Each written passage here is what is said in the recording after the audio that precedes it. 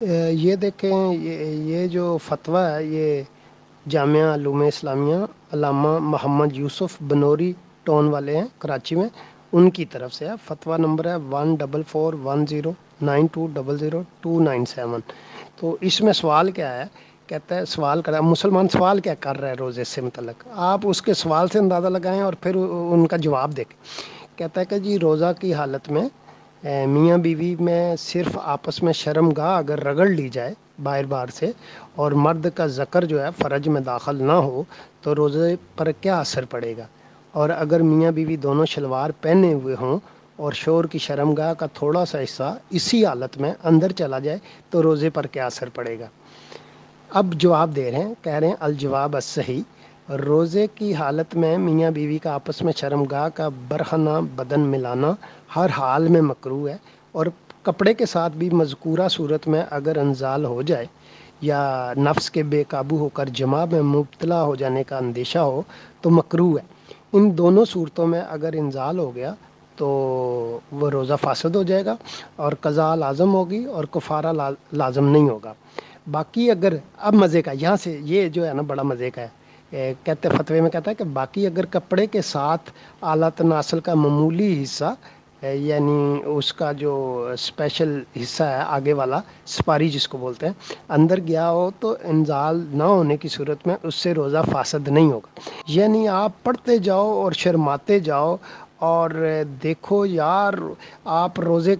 نے روزے کا کیا کر دیا، اشر کیا کر دیا۔ جیسے ایک مولانا صاحب کہتے ہیں نا کہ جی روزے میں آپ استنجا کرتے ہو تو مسلم شاور یوز کرتے ہیں تو زیادہ پریشر پانی نہیں مارنا چاہیے، یہ نہ ہو پانی آپ کے اندر چلا جائے اور آپ کا روزہ ٹوٹ جائے۔ پھر کبھی کہتے ہیں کہ جی اچھا اگر روزے میں لکڑی جو ہے وہ اندر ڈالی جائے جسم میں تو اگر روزہ ٹوٹ جائے گا یا نہیں ٹوٹے گا اس سے؟ وہ بھائی تم کیا کر رہے ہو روزے میں؟ یہ روزے کے ساتھ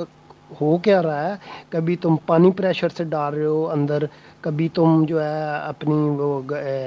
جسم کے اندر جو ہے لکڑیاں گھسا رہے ہو، کبھی انگلیاں گھسا رہے ہو۔ بھائی روزہ رکھا ہوا ہے تو سیدھی طرح رکھو نا۔ یہ تم لوگوں کو روزے میں اتنی تکلیف کیا ہو رہی ہے کہ آپ نے اندر لکڑی گھسانی ہے۔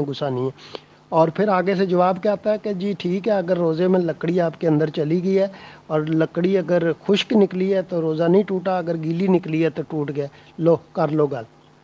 اس طرح روزہ رکھتے ہیں؟ او بھائی خدا کا خوف کرو، یہ کیسے تم لوگوں نے روزے کا اشر کر دیا ہے۔ دیکھیں کلام مقدس کیا کہتا ہے، روزے اہتمام کرتے تھے بڑی، اس پہ جو ہے وہ پرہیزگاری کے ساتھ روزہ رکھتے تھے، ہم ان پہ اعتراض نہیں کر سکتے۔ لیکن مولا مسیح نے انجیل شریف میں متی کی معرفت لکھا گیا انجیلی پیغام، اس کے 6 باب میں آپ دیکھیں تو مولا مسیح نے دعا کرنے میں، خیرات کرنے میں اور روزہ رکھنے میں بڑی تنبیہ کی، اور بڑا خوبصورت کلام ہے۔ اور آپ نے فرمایا کہ اور جب تم روزہ رکھو تو ریاکاروں کی طرح اپنی صورت اداس نہ بناؤ، کیونکہ وہ اپنا منہ بگاڑتے ہیں تاکہ لوگ ان کو روزہ دار جانیں۔ میں تم سے سچ کہتا ہوں کہ وہ اپنا اجر پا چکے۔ فریسیوں کی جو جماعت تھی وہ ہفتے میں 2 دن روزہ رکھتی تھی، پیر کو اور جمعرات کو، اور جو ہے وہ پھر جو ہے ظاہر ہے وہ ریاکاری کرتے تھے اور لوگوں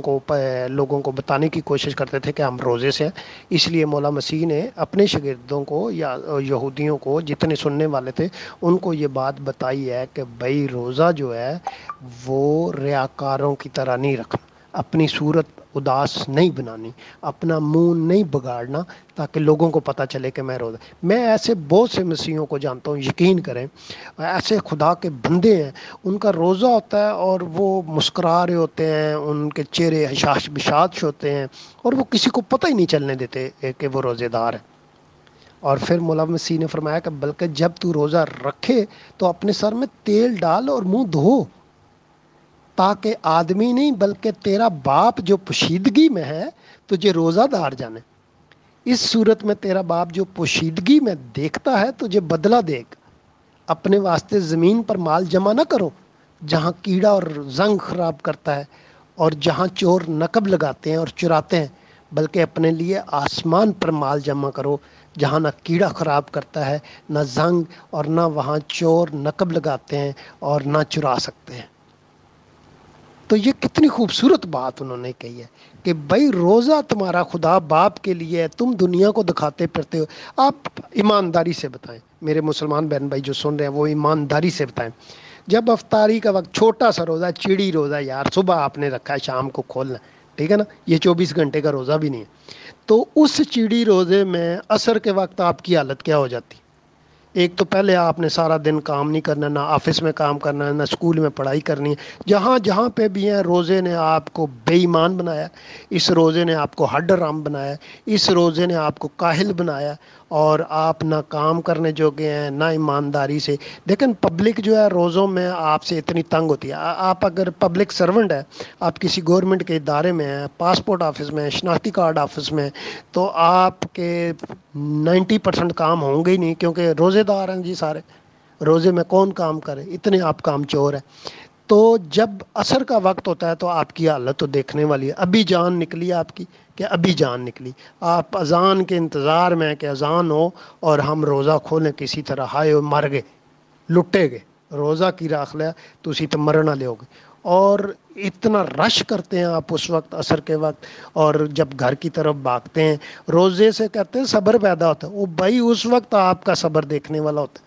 آپ پکوڑوں کے لیے لڑ رہے ہوتے ہیں، آپ سموسوں کے لیے لڑ رہے ہوتے ہیں، اور آپ ٹریفک میں جو لڑ رہے ہوتے ہیں، اور جو رش ڈالا ہوتا ہے، اور جو آپ کے ماتھے پہ بل پڑے ہوتے ہیں، یقین کرو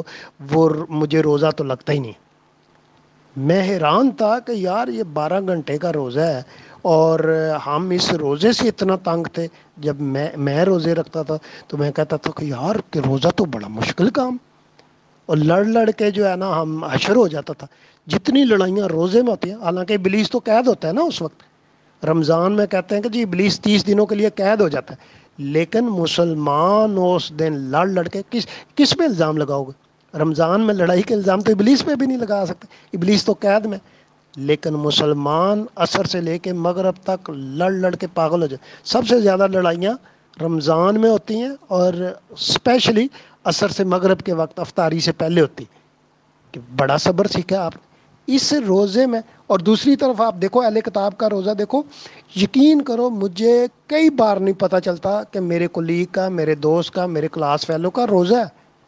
وہ روزے سے ہوتا ہے اور اس نے کبھی پتہ نہیں چلنے دیا، وہ کام بھی زیادہ کرتا ہے روزے میں، وہ محنت بھی زیادہ کرتا ہے روزے میں، اور کیوں؟ وہ مسیح ہے، وہ اہل کتاب ہے،